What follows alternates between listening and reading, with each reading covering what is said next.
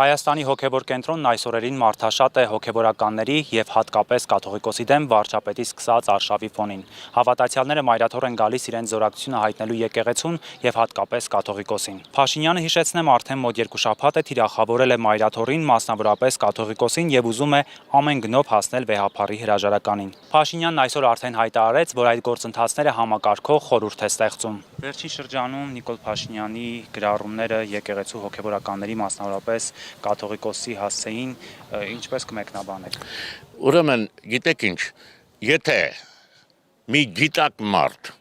կրթություն ստացած մարդ նման հայտարարություն կամ չգիտեմ արտահայտություն աներ հայրաքելական եկեղեցու կամ վեհափառ հայրապետի հասցեին, ես շատ կզարմանայի, բայց երբ Նիկոլն է նման արտահայտություն անում, ես չեմ զարմանում, ընկերներ, չի կարելի, այսօր այս ազգը արդեն այնքան է Նիկոլը փորձությունների ենթարկել, որ այսօր գիտես ինչ, ոչ հավատում ենք, ոչ գիտենք ով է խոսողը, ինչ վարչապետի մասին է խոսքը։ Ընդամենը եկեղեցին պիտի նզովի նման վարչապետին։ Մենք ինքներս, որպես ես հայ քրիստոնյա, ես ինքս անիծում եմ իրեն։ Ոնց կարելի է վերջապես Չուլանում ծնված, Չուլանում ապրած, Չուլանում ծնված այդպիսի վարչապետ կոչվածը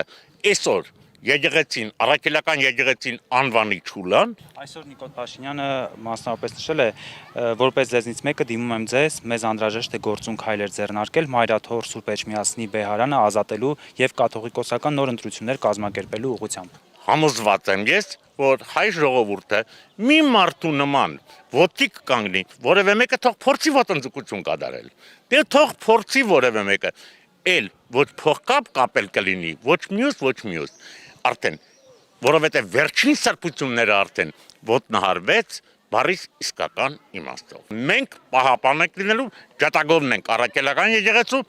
ջատագովն ենք Գարեգին Բ. կաթողիկոսի։